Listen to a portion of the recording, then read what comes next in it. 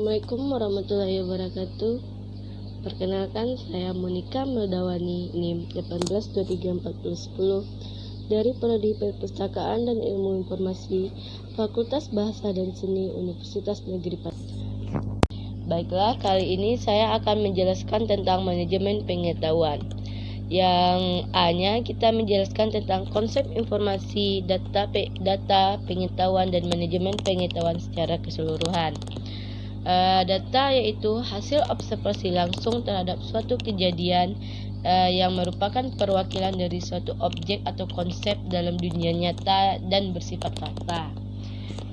Yang kedua itu pengetahuan. Pengetahuan adalah sesuatu yang digunakan manusia untuk memahami suatu keadaan yang dapat berubah-ubah berdasarkan informasi yang diterima.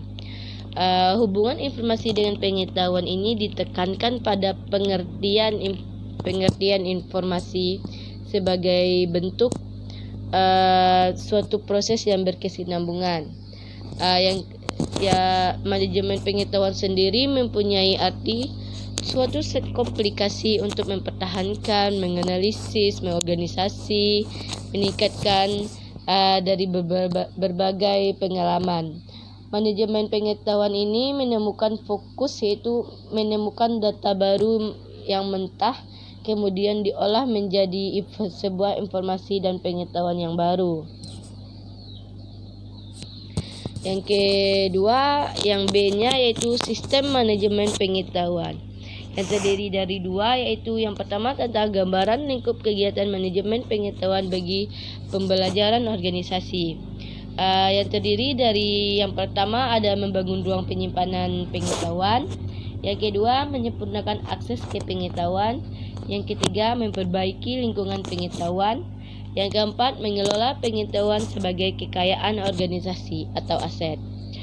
Yang keduanya yaitu tentang pengaruh penerapan knowledge management, yaitu ada 4 juga. Yang pertama penghematan waktu dan biaya, yang kedua peningkatan aset pengetahuan, yang ketiga kemampuan beradaptasi untuk mempermudah beradaptasi dengan perubahan lingkungan bisnis yang terjadi. Yang keempat ada peningkatan produktivitas organisasi. Selanjutnya yang C-nya ada siklus manajemen pengetahuan.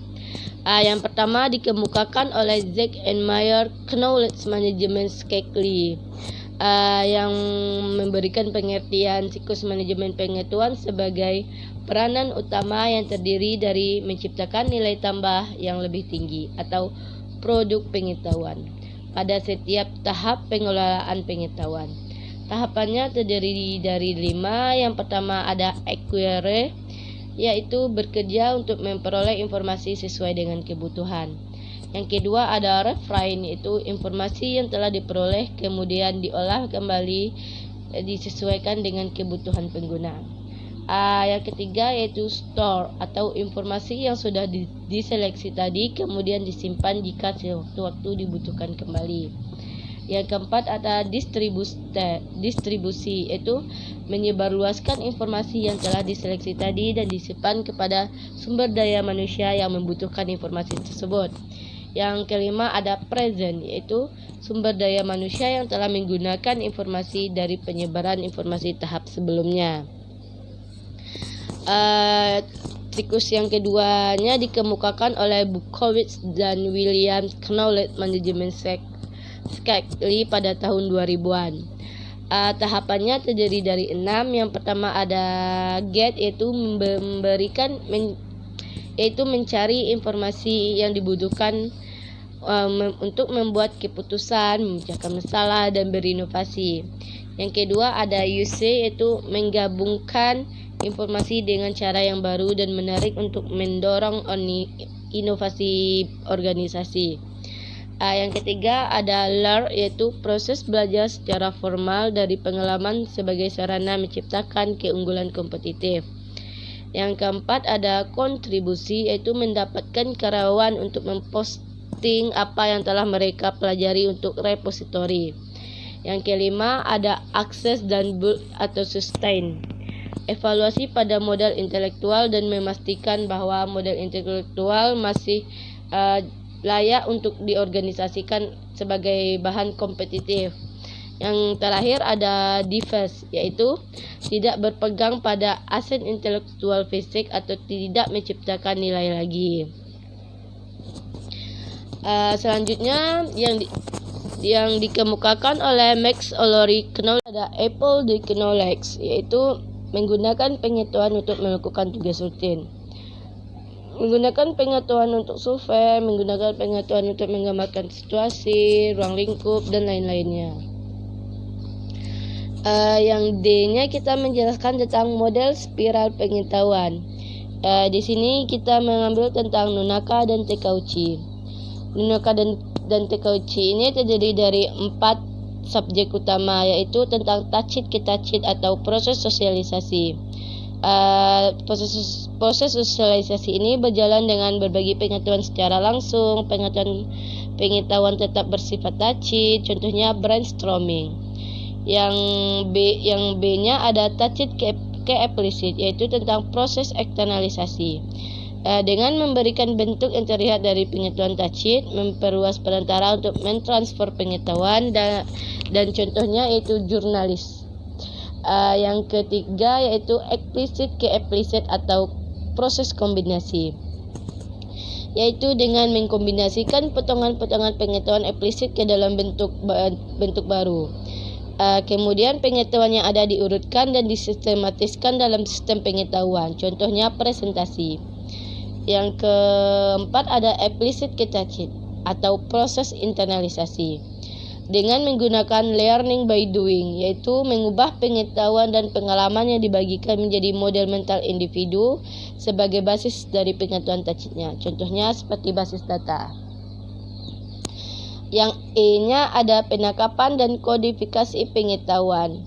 Yang pertama menjelaskan tentang tachit knowledge management, yaitu proses penangkapan pengalaman dan kepakaran individual dan membuatnya tersedia bagi yang membutuhkan.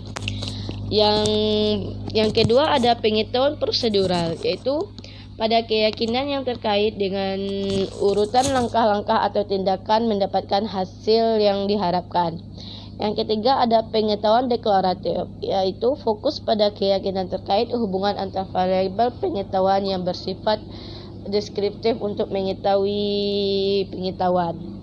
Yang keempat ada knowledge engineer, yaitu bertugas untuk menangkap pengetahuan tachit seperti menghasilkan alur informasi, bekerja dengan pakar, merancang dan mengimplementasikan knowledge management. Yang kelima ada pakar atau expert, yaitu pakar yang akan diekstrak pengetahuannya harus dapat memenuhi hal-hal berikut, yaitu menjelaskan pengetahuan penting, introspektif dan sabar, memiliki keahlian berkomunikasi. Yang keenam ada kodifikasi pengetahuan eksplisit.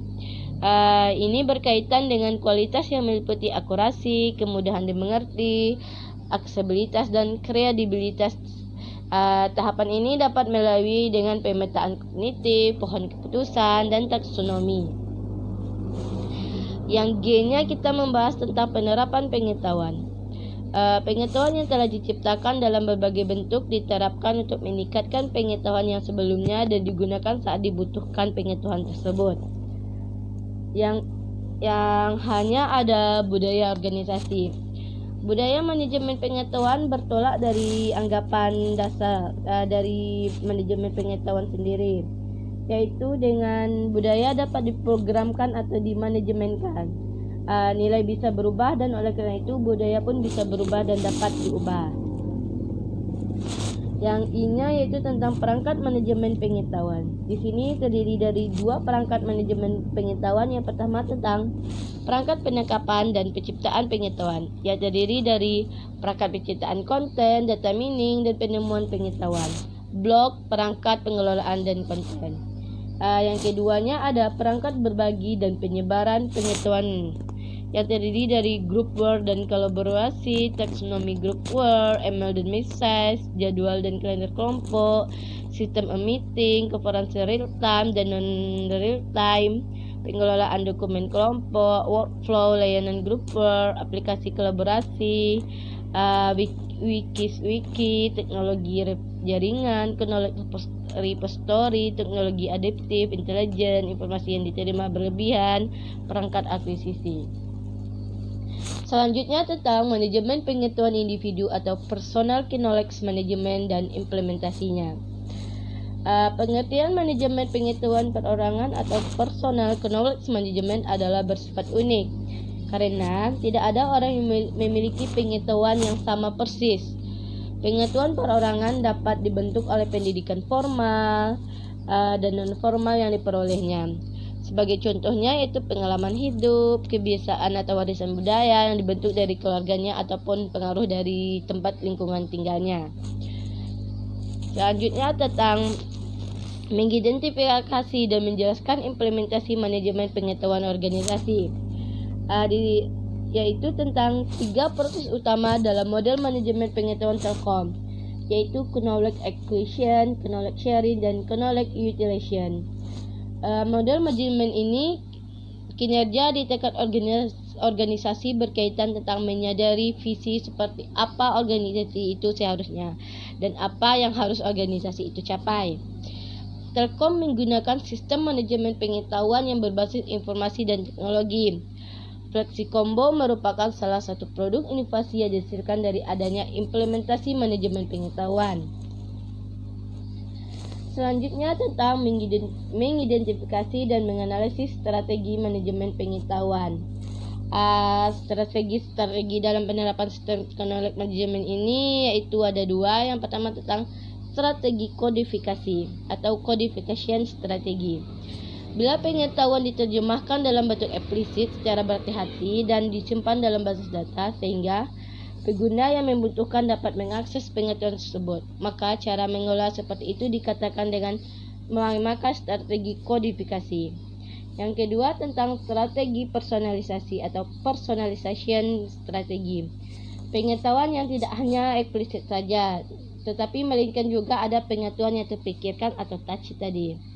Pengetahuan tacit ini sangat sulit diterjemahkan ke dalam bentuk eksplisit. Oleh sebab itu, pengetahuan dialihkan dari satu pihak ke pihak lain melalui hubungan personal yang intensif. Selanjutnya ada alat mengukur seberapa besar nilai atau flow dari sistem knowledge management yang akan diimplementasikan.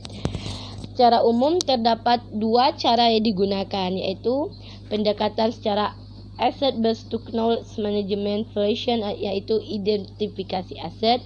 Yang kedua yaitu pendekatan secara hubungan antar knowledge dengan manfaat-manfaat pada aplikasi dan bisnis. Selanjutnya ada sharing pengetahuan. Berbagai pengetahuan adalah aktivitas saling bertukar pengetahuan di antara sekumpulan orang. Pengetahuan yang dibagikan dalam bentuk tertulis dan dipublikasikan secara online untuk dapat dinikmati setiap orang yang mampu mengaksesnya. Berbagi pengetahuan ini juga dapat terjadi secara sederhana seperti dalam percakapan, rapat, pelatihan, atau dalam kelas atau presentasi kampus. Selanjutnya tentang strategi dalam mengelola pengetahuan menurut Hansen, Nohriah, dan Tierney dalam peranannya pada perpustakaan. Yang pertama, akses pada informasi. Untuk dapat menciptakan pengetahuan organisasi, semua individu suatu organisasi hendak memiliki kemampuan untuk mengakses informasi tersebut. Yang selanjutnya ada refleksi atau tindakan masa lalu. Ini dilakukan dengan cara memberikan induksi beberapa informasi untuk pengalaman dari orang lain kepada pengguna sebagai referensi dalam proses menggugat dan mengkonstruktif perspektif keputusan dalam berpengalaman. Yang ketiga ada kemampuan menyerap. Kemampuan ini mengasimilasikan suatu pengetahuan yang bergantung pada kenyataan. Peranan perpustakaan dan peranan perpustakaan adalah meningkatkan kemampuan penyerapan pengetahuan secara proaktif dengan memberikan informasi dan pengalaman orang lain sesuai dengan bidangnya. Selanjutnya ada kemampuan belajar. Memberikan suatu informasi teraptik pada para pengguna untuk meningkatkan kemampuan belajarnya. Manajemen pengetahuan merupakan kegiatan lama dengan bungkus yang baru. Pengelolaan pengetahuan sudah berlangsung sejak awal berdirinya sebuah organisasi. Yang kedua, manajemen pengetahuan merupakan proses panjang dan lama yang mencakup perubahan perilaku sesuai anggota sebuah organisasi. Yang ketiga, yaitu beberapa teknik manajemen pengetahuan sudah dilakukan sejak dulu. Yang selanjutnya tentang menjelaskan contoh kasus implementasi sistem manajemen pengetahuan di berbagai bidang, khususnya di perpustakaan. Di sini kita mengambil contoh di perpustakaan UIN Sunan Kalijaga Yogyakarta. Maka jawaban dari responden akan diuraikan dalam bentuk tabel, lalu dihitung menggunakan rumus main dan grand main. Nilai grand main akan disajikan dalam bentuk tabel, yaitu dengan cara mengelompokkan masing-masing pernyataan ke dalam kelompok indikator. Yang selanjutnya itu tentang menjelaskan konsep, karakter, proses terbentuknya masyarakat informasi serta kaitannya dengan industri 4.0. Konsep masyarakat informasi sebenarnya muncul pada tahun 1970-an dari para ilmuwan dengan sudut pandang dan definisi yang berbeda-beda. Deniable menggunakan istilah post-industrial society, yaitu untuk menyebut masyarakat informasi sebagai pergantian produksi barang-barang kepada sistem pengetahuan dan inovasi pelayanan sebagai strategi dan sumber transformasi dalam masyarakat. Masyarakat informasi terbentuk atas beberapa faktor yang berdampak terjadinya evaluasi di masyarakat. Faktor-faktor yang mendorong terbentuknya masyarakat informasi ini adalah dinamika informasi dan komunikasi, perkembangan teknologi dan komputer, perkembangan teknologi dan komunikasi. Perkembangan teknologi dan komputer dan teknologi informasi ini sangat berkembang pesat di negara industri. Dua teknologi yang mempercepat pergerakan informasi di masyarakat yang kemudian menjadi ciri dari masyarakat maju sendiri, seperti penggunaan TV, telepon, komputer, dan lain-lain. Sekian presentasi dari saya. Terima kasih atas yang telah sedia menontonnya. Saya ucapkan terima kasih dan Assalamualaikum warahmatullahi wabarakatuh.